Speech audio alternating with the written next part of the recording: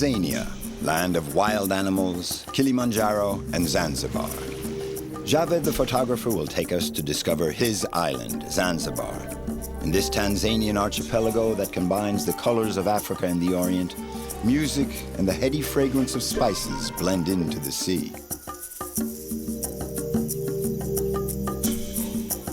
Tanzania is also a great jungle book. Pascal, the guide, will take us on a trip through a wild world that is like something from the dawn of humanity.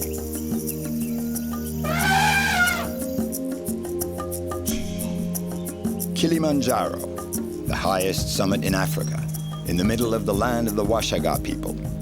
Simon, the marathon runner, holds the record for the ascent and descent of Kilimanjaro. This mountain is his whole life. Today, we benefit greatly of this mountain. This is not only the Washaga people, this is a treasure for my country.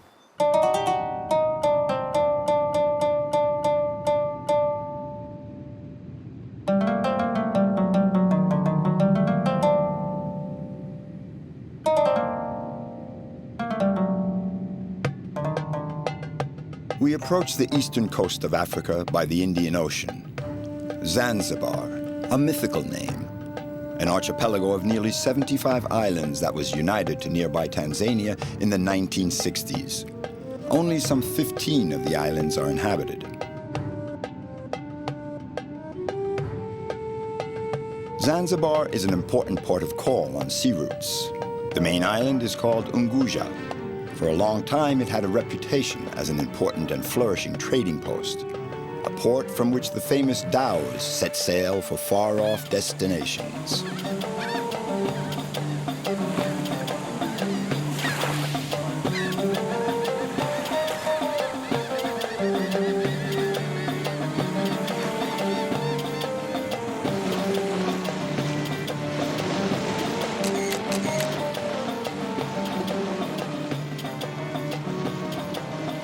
Javed is a photographer. We could even say he is the photographer of Zanzibar. His family came from India and settled here more than a century ago.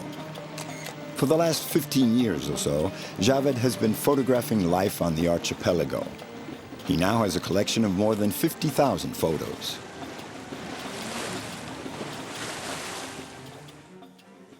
To show his work, Javed started his own publishing house and bookshop in Stone Town, the main town on the island.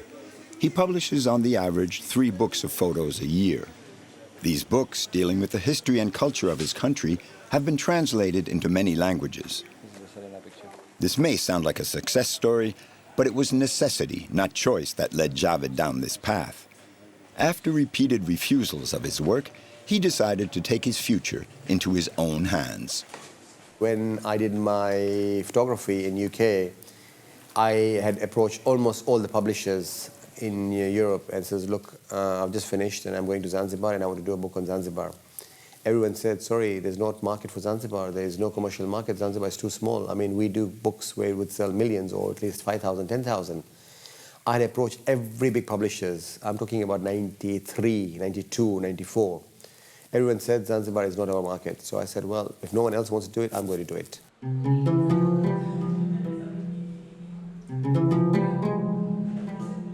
Javed also launched a regular magazine on life in Zanzibar. He gets to see local life from a privileged point of view, so he invited us to come along with him as he works. It's a rather eclectic program, but fascinating to watch. That's the one which is going to that. Okay? So you're still following it up, eh? All right, okay. This one morning, Javed started out by looking up into the air. He wanted to photograph the first colors of what to us look like simple buds. This is the king crop of Zanzibar. Zanzibar has always depended on cloves. During 60s and 70s, Zanzibar used to export earnings on this. However, now tourism is taking more, bringing more revenue in terms of cloves. Clove trees, when it's in season, you can smell cloves. Everywhere you go, you smell cloves, you see cloves. All the village people, everyone, they are working on the cloves. In the evening, they come and take all the cloves out from the tree. Next day, they put it on the floor and they dry it. So it takes 3 days, 4 days, 5 days. This is Zanzibar nutmeg and mace. And in Zanzibar, they make the powder of this. And for the wedding night, they always give it to bride. So she gets a bit of a high. And this is the secret of Zanzibar wedding. If there's no nutmeg and mace, there's no wedding in Zanzibar. Yes, smell of Zanzibar. The smell of Zanzibar wedding. The name Zanzibar is, of course, closely associated with the spice trade. Cardamom, pepper, nutmeg, cinnamon, cumin, cloves, all these spices contributed to the wealth and reputation of this island. Many merchants settled here, bringing with them their cultures and their traditions.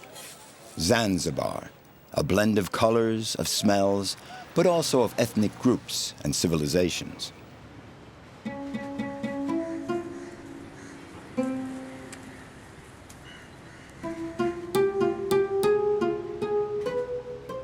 But the history of Zanzibar also has its somber side. For a long time, the archipelago's fortune was also built on the slave trade. Up to 50,000 human beings passed through the docks of Stone Town every year. They were sold here before being transported to other countries. Even after slavery was abolished, the traffic continued in clandestine places here, and the slave trade went on until after the end of the First World War.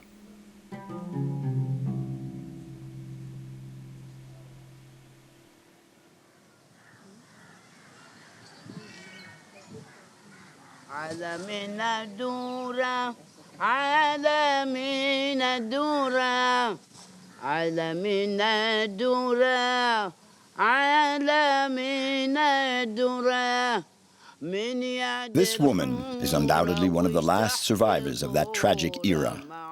Biki Dude is 98 today, or 105. She doesn't really know herself. But Biki Dude is not just the memory of a bygone age. She is above all a voice, a respected, even admired voice in Zanzibar. Javed has just finished a book about her, and like any artist, she signs her name to it, written in Arabic. It's the only word she knows how to write, the only word she knows how to read.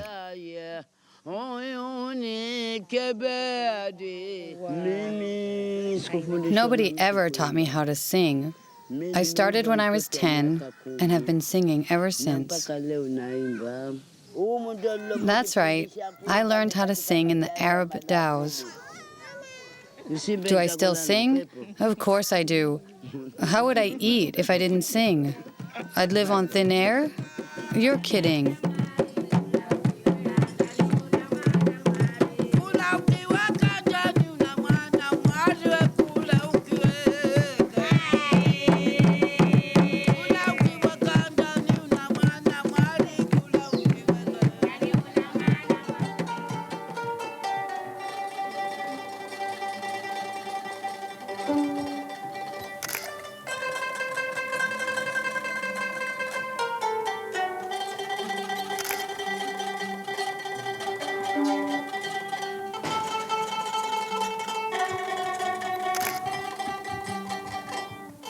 Then Javed takes us to see, and more importantly to hear, an all-female orchestra.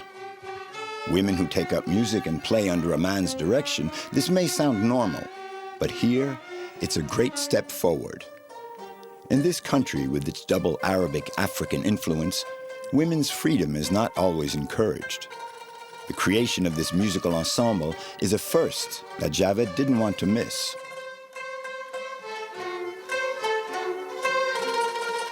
You know, there are some people who do not allow their children or their daughters or their wives to perform with men, you know, men and women group. But they allow them to have to participate in women groups. So I think it's going to be an interesting, you know, very interesting to bring back these women groups whereby you find, because there are women who are very talented. Well, these women started to play the music almost 2.5 months, not years. Nobody can believe about this.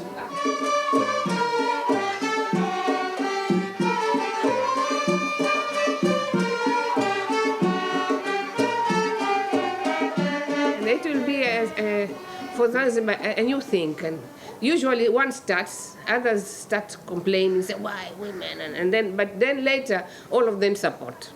This is how life is.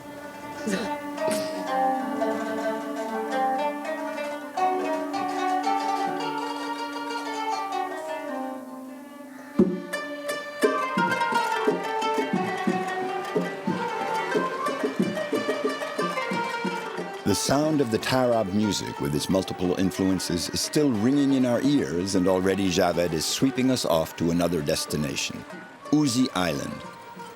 On this rather forgotten island, the inhabitants are somewhat wary of our approach and tend to avoid us. At first. The reason that Javed has come here is simple. He wants to photograph the mangrove forest, which after a period of regression has once again started to grow.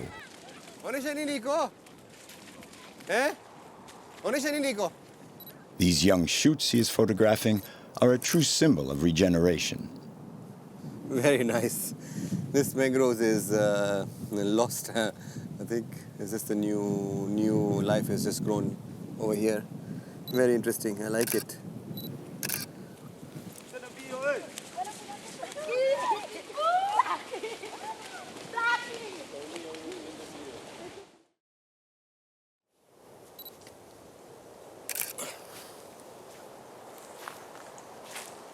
Coming around a bend in the mangrove, we're greeted by one of the locals. In the beginning, Fazin was self-appointed guardian of the mangrove, but now the authorities have made his position official. He looks after the proper development of this fragile environment that is indispensable to the balance between so many species. In Zanzibar, only now 2 villages, big mangrove like this. Here Uzi and we call it Chwaka. Chwaka, okay. Yes. Okay. So here we just we prepared or we protect. Any person don't come to cut it. When they cut the mangroves, what do they use the mangroves They use it for charcoals. Okay. For charcoals only. Only charcoals. And charcoals and to how to, if you want to go now to build a house, you can just for put a tin on for the house. Boriti. Yes. Okay. So Sasabi, in Uzi Island, you do not allow them to cut. Yes, that is. If you cut this, we're gonna at the police station, and police come and mangrove has because mangrove to protect to say the bath. The fish is small, big fish come inside and bath here. So all the big fish, Yes. they come here. Yes. And they give birth to babies. Yes. And they live here. Yes, Before they go out. yes. When the high tide, they move. Okay. So if we cut the mangroves, we have no fish. Yes, no If fish. there's no fish, no fishermen. Yeah, no fish. And that means we're all in trouble. Yes. Which is same species? This same type. This Mtuy. This and this. So there are 6 species you said, eh? mangroves? Five types of mangrove. Oh, found on Uzi Island. This is the seed of this type. Okay. Yeah. So when you want to, they remove, they go like this. And this become how to grow. It grow itself. Don't come person to grow. It grow with itself. Yes. But preserving the mangrove forest without maintaining the activities of the population is pointless. So for all parties to live in harmony, they have to try to develop alternative small-scale activities. So this project of honey bee, how to prepare the honey. So we call this project of special for ladies of the village to prepare to take honey, and honey then is sold. How many do you have this now? How This many approximately more than 20 those inside.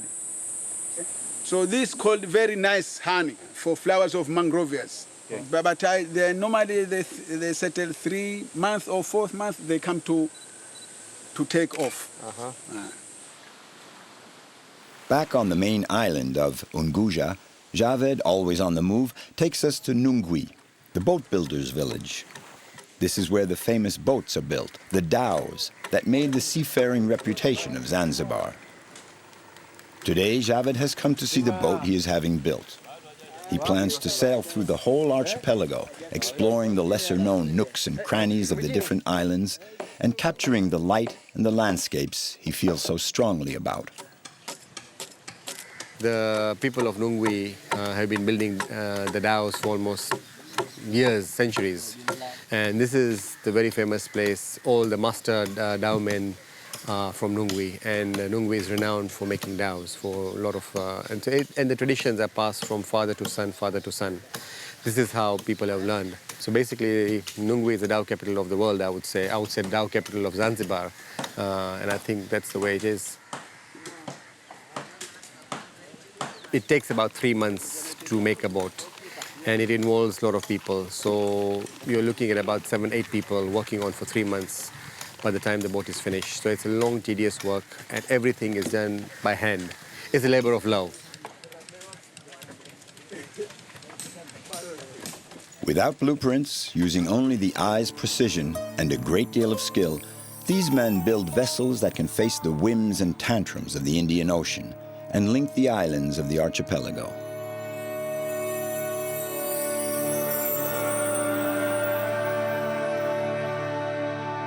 Even if times have changed and Zanzibar has lost its prestige and its fame, Javed still looks upon these islands with the eyes of his passion and continues to capture with his cameras all the natural and human beauty of this land that he loves.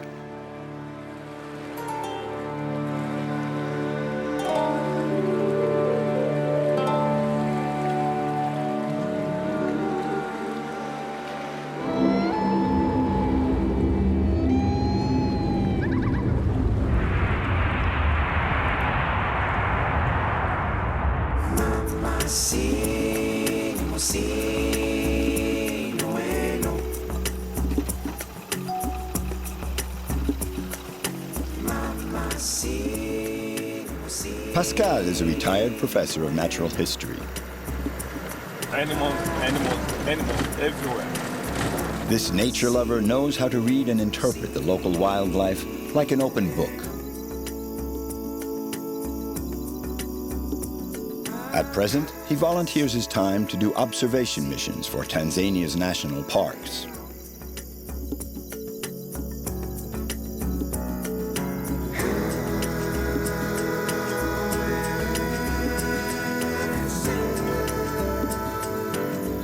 Discovering with him the Tarangire National Park, one of the country's lesser-known parks, is quite a treat, spiced up by his enthusiasm for this incredible wildlife refuge, one of the planet's privileged sanctuaries. Pascal got a special permission to leave the main trails to get a closer look at the wildlife. For Pascal, just being in the presence of the animals and observing them is an endless source of wonder.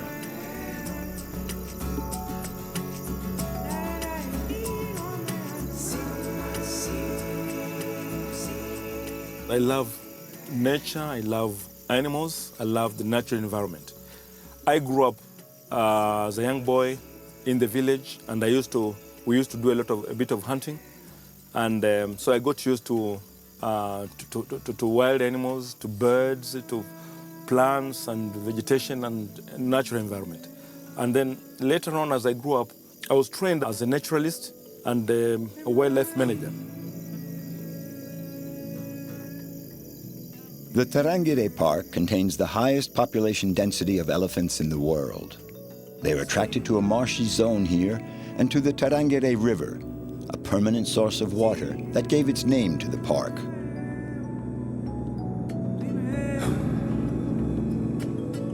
This zone, the swamp as it is called here, attracts more than elephants. A multitude of species share this space, and large colonies of migratory birds come to winter here every year.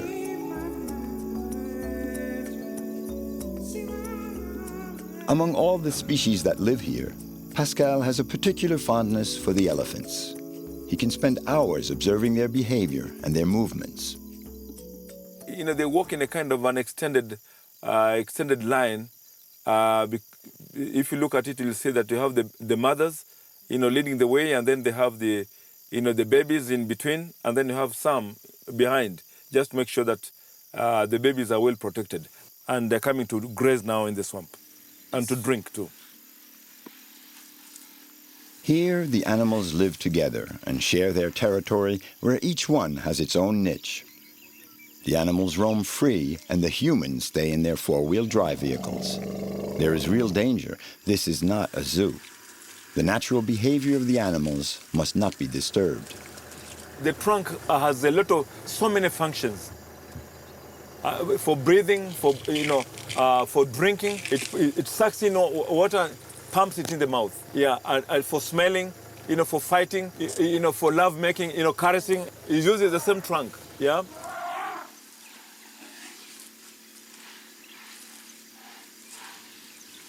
When they're born, they weigh about 100 to 120 kilograms. They grow very quickly when they're young, and then when they start getting to at the age of 5, 6, they grow down slowly. After their migration to different watering holes, the elephants regroup into smaller family units.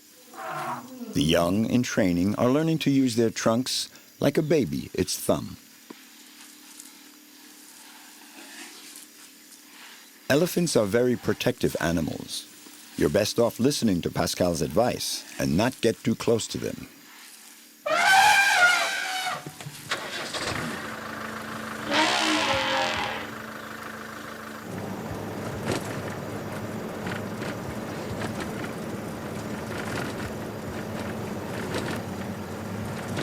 Yeah, that is Tarangire Hill.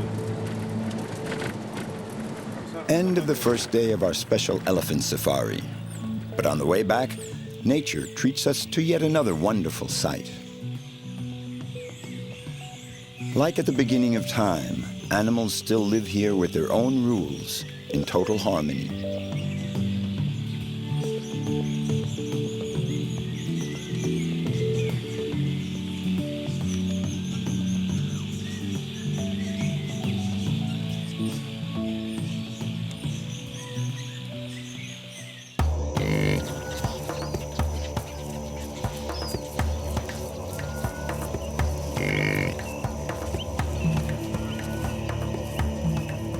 The next day, Pascal tracks down a herd of buffalo. All of a sudden, we are the ones being observed. Buffalo are one of the big five. That is the 5 most dangerous species of African wildlife. These are social animals that live in a big herd. They are fairly dangerous. They have killed a lot of hunters who thought they are just like cows, but in fact they are not. They are very cruel, and if you come very close to their babies.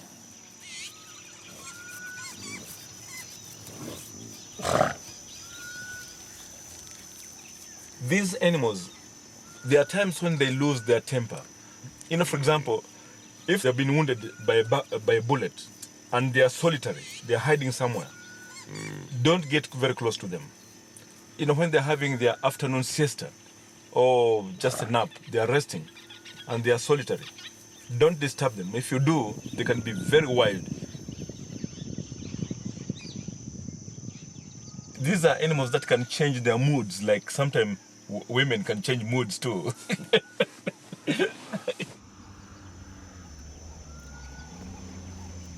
The proximity of water in the Tarangire attracts a large number of animals, and sometimes a big cat perched in a tree watches its prey with a lazy, unconcerned eye. Without Pascal's trained eye, we certainly wouldn't have spotted this leopard hidden up in the branches. He appears almost shy, but all his senses are alert. Then suddenly he feels that his territory is being invaded.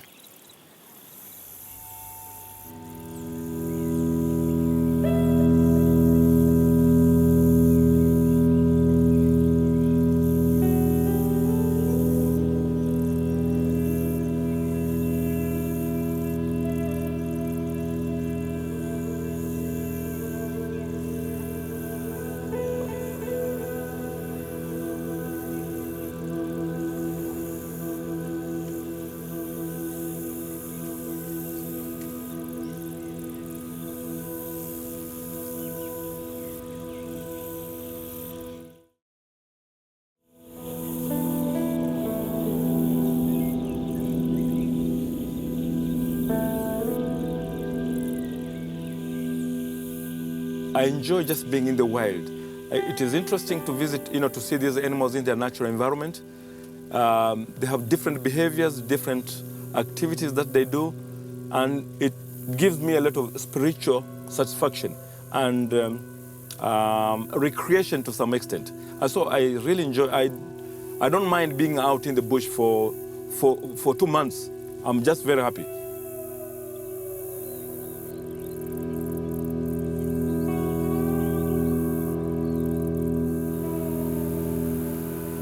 Somewhat apart from other species in the Tarangire Park, large groups of lions enjoy this vast hunting ground, abounding in easy-to-catch prey.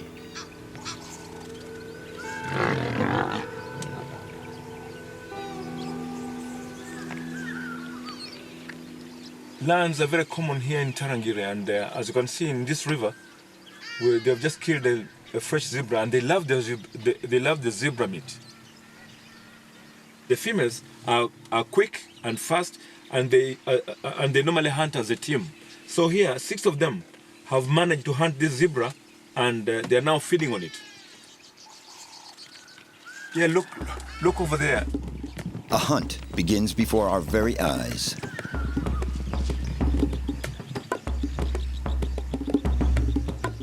But this time, the zebra is too fast.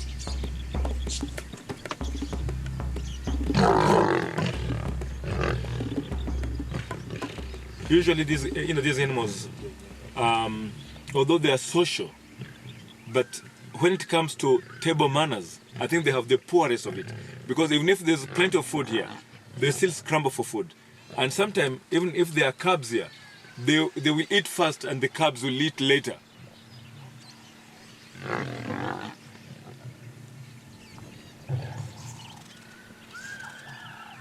During the lion's lunch hour, some unexpected visitors burst in on the scene. A strange vehicle with a rake antenna, an odd tool to bring to the feline's feast. Quick introductions are made, and we learn that these people are scientists who are tracking and counting the different prides of lions.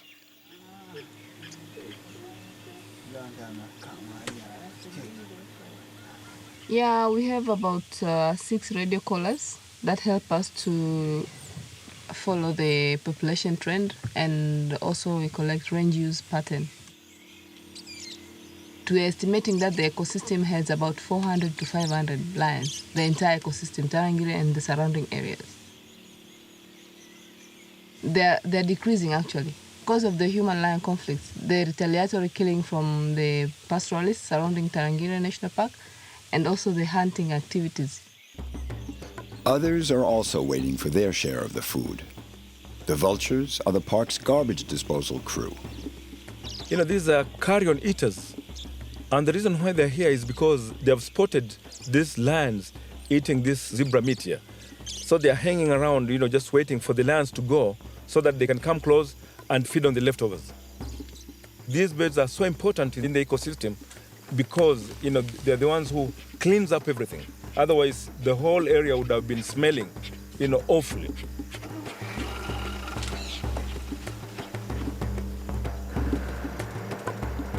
Pascal is curious about everything. He knows this territory like the back of his hand, and he wanted to show us another animal. An animal one encounters sometimes here, a strange, even improbable creation of nature. That is one of the largest monitor lizard around here, which has a total length of about 2.5 meters. And they are here because they feed, there is enough food for them. They feed on catfish. There are a lot of catfish in this swamp. Yeah, the lizard is there. It was trying to climb a tree, I think, to go and check if it can get some eggs of some birds, because it also feeds on eggs.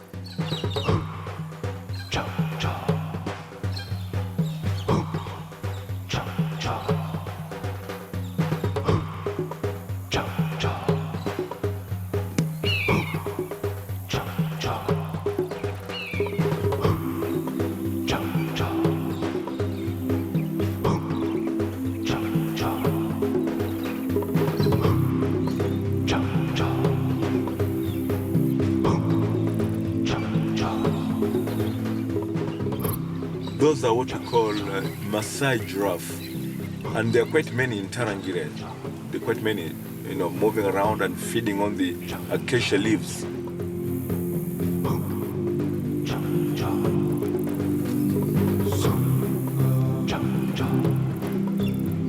They are kind of prehistoric animals that still exist on Earth today.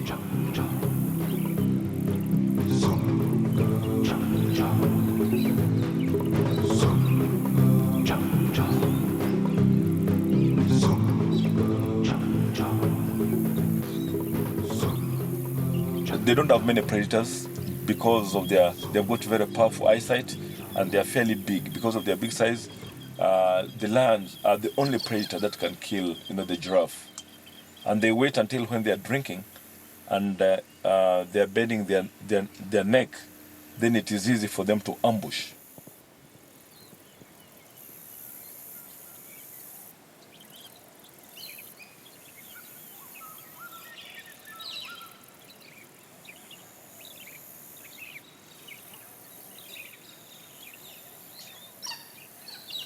For Pascal, contemplating this sanctuary of nature means more than simply observing the animals. It evokes a particular train of thought. I'm never bored with seeing these animals. I love coming to see these animals because they are quite interesting. They are very refreshing. They are beautiful to see. And every time I come here, it keeps my mind fairly cool. And so I have what you call peace of mind, when I'm out. And that makes life really good.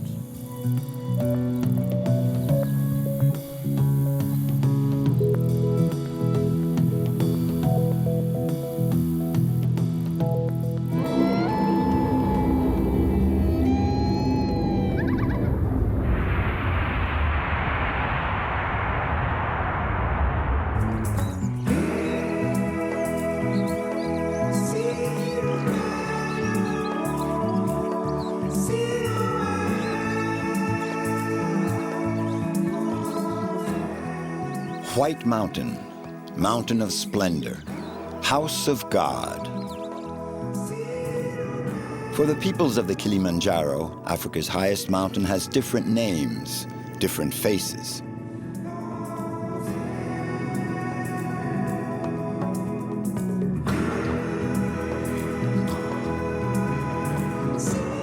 Mount Kibo, almost 6,000 meters high, is the highest of the three peaks that make up Kilimanjaro.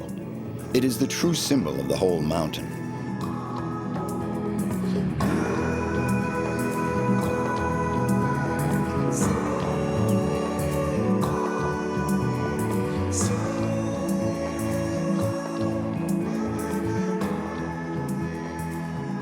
Simon Mtuy is a child of the Washaga tribe, and this mountain has given him everything.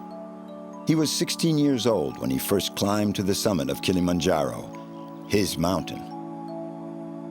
This is a beautiful mountain. It has been my livelihood for 20 plus years of climbing this mountain and making my progress of life. It remains symbolic for Washaga. It's a hidden place. It's a mountain of God. And when you get a punishment there from the cold, you have to believe it's a mountain that nothing exists there.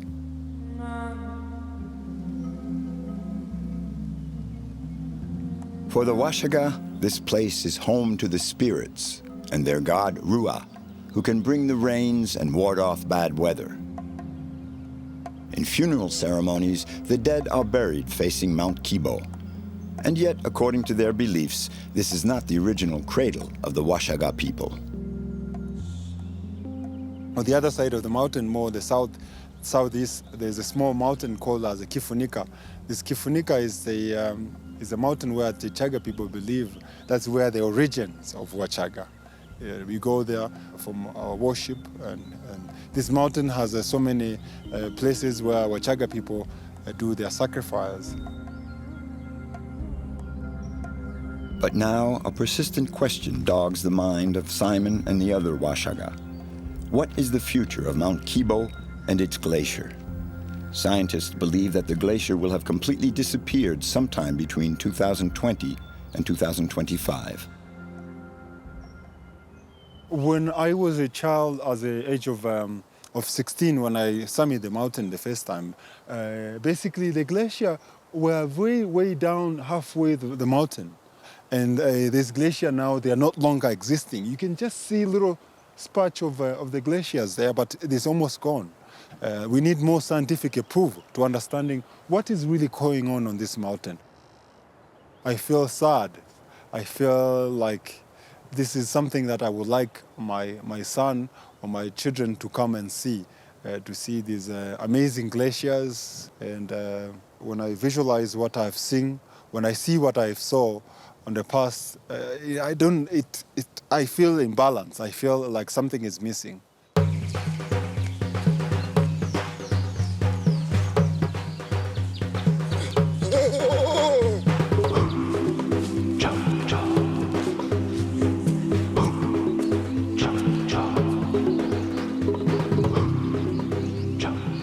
Simon, a native son of this land, is an enthusiastic runner, or more precisely, he's a professional marathon man.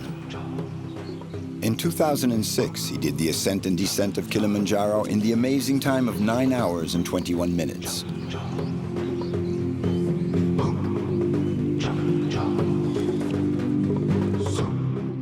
Every year, Simon takes part in a number of international events, especially in different states in North America, where he is ranked among the best in endurance runs and ultramarathons.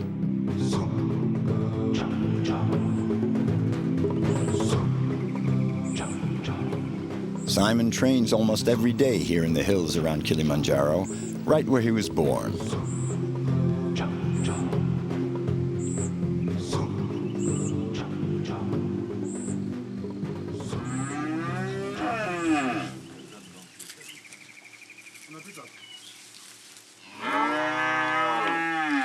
This tiny woman with the heavy load on her head is Simon's mother. She's 68.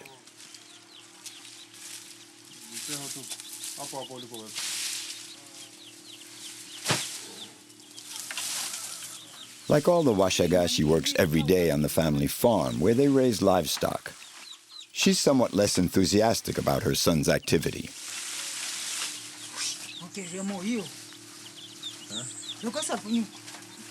You say too much running. I say too much running it's okay but in the mountains. Now come the money. He say it's not a very good place to go. He say Kifoni is like a death zone. It's not a very good place to go.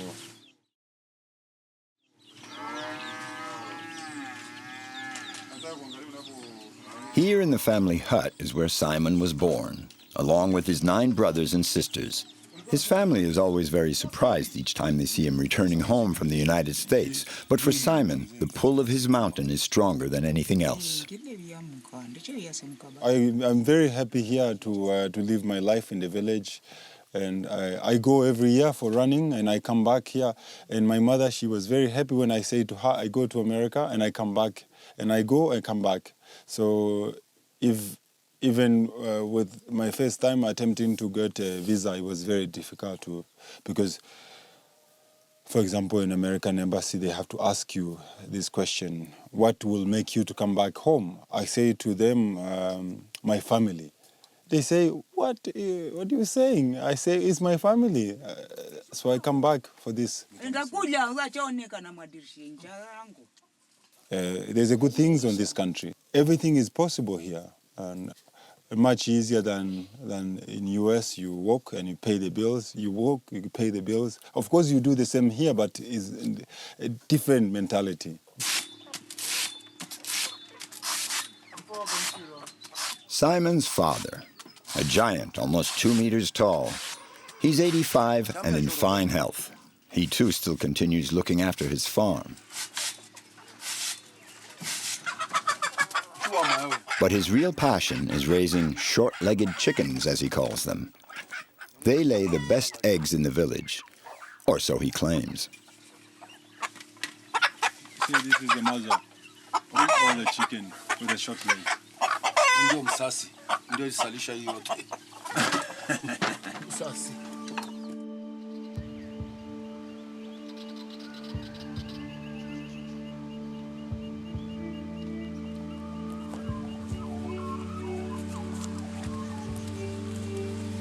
It's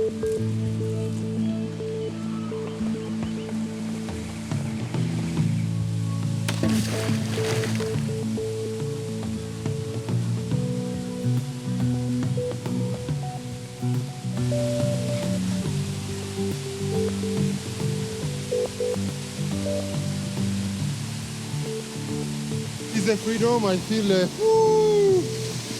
like there's nothing after this. My heart, my body, I feel refreshed after run. I like this every day. I do it.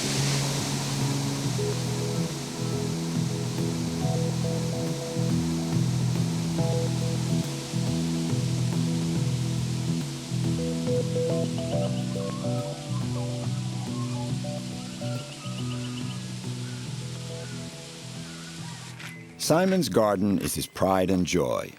He grows his own vegetables, 100% organic. No fertilizer, no chemicals. He uses only his own compost. My father, he didn't know how to read or to write. So he teaches us how to grow maize, how to grow coffee, how to work hard. And I think I take this forward from my grandfather to my father. And today I want my son to enjoy the same thing.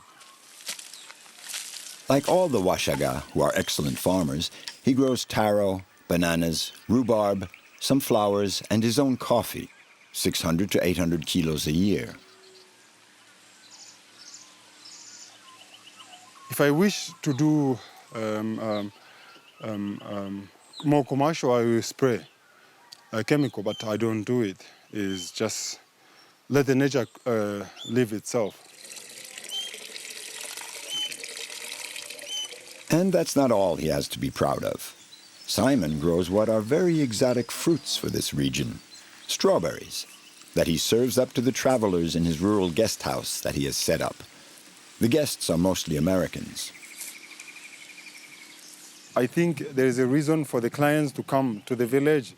There's a reason for the clients to come to enjoy the culture, to talk to the people, to see the people of Washaga.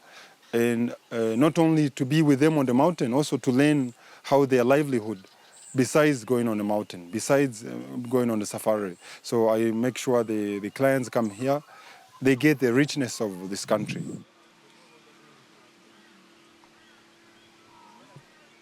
When he started to get a reputation in the United States, thanks to the marathons and endurance runs, Simon developed a network of relations. He receives his clients, Kilimanjaro climbing enthusiasts, in his rural guest house.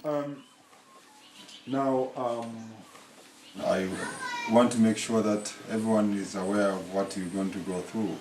The climb is not a joke. It's not a walkabout. It's a mountain that you're going to climb. So you have to be very aware of what is going to go on with yourself.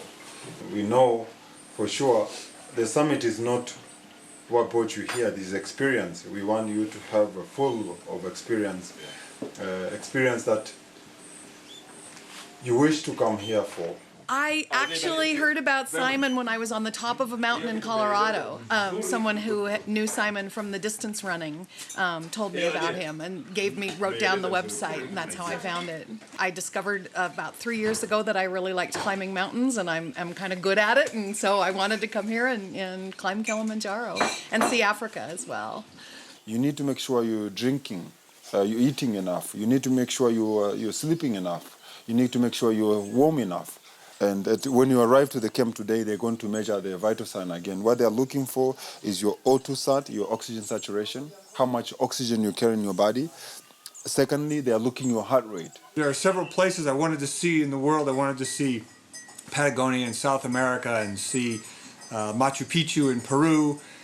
But this has always been, I think, part of that dream is Africa and Kilimanjaro, as well as all the land around it. And of course, we like you to have that dream to be on the top of Africa, the highest peak of Africa. We would like to be part of you to make sure, side to side, you're going to get that dreams. For us here today, for me and my staff and the farm, this is our dream have come true. And we hope that by the end of the day, your dreams is going to come true.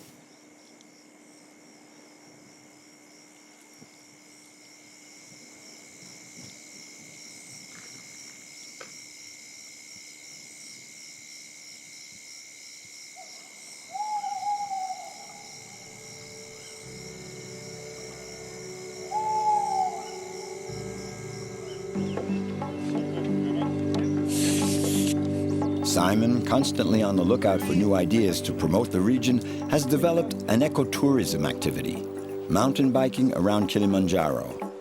His first two customers, Peter and Tom, are two Americans working for local NGOs.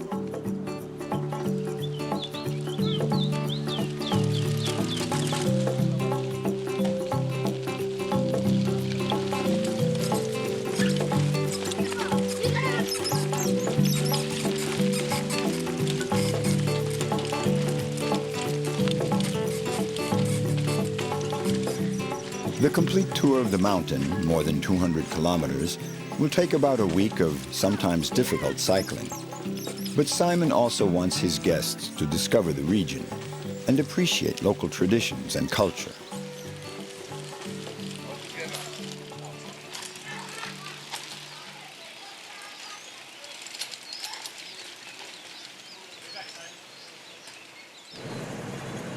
Simon, the son of Washaga peasants, is a man with deep roots in his native land. But he's also a man of his times and always has his cell phone in his hand, no matter where he goes. He's in daily contact with the company he created in Moshi, 40 kilometers from his farm.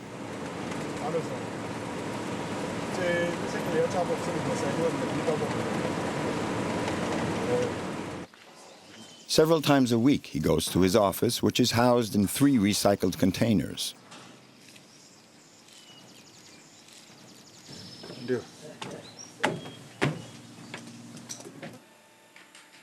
With the help of a secretary and an assistant, he plans the schedules for his organization, which can, when there are expeditions on, employ up to 30 people a day, including guides and porters.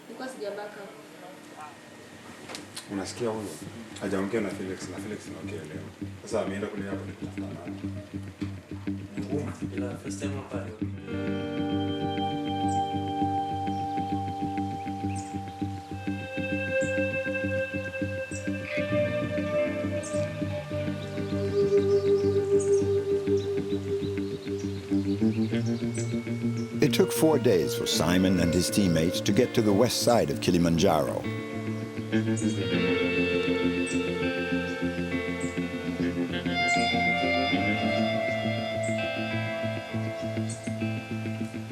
Herds of large animals migrate through this region, which is more sparsely populated and arid than the eastern part.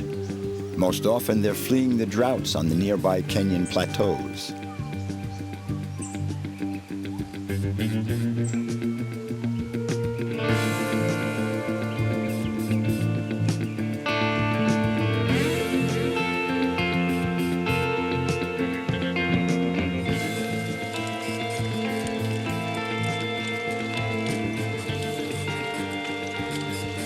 The mountain bike trek runs between Kilimanjaro and Mount Meru, the second highest peak in Africa.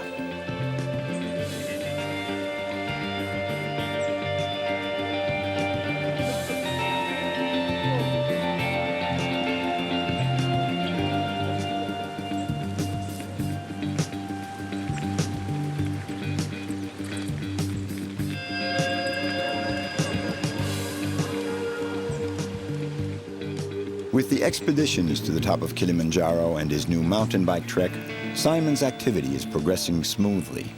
With respect for the surrounding environment and with his own convictions, Simon has succeeded in creating his niche by combining a land of traditions where he grew up and the new challenges of a world that's evolving quickly, very quickly. But perhaps what sums up Simon best of all is the attachment and the deep respect he feels for his mountain. This mountain supplies not only the climate, not only the glaciers, the water, the good weather around this mountain. And to today, we benefit greatly of this mountain. This is not only the Washaga people, this is a treasure for my country.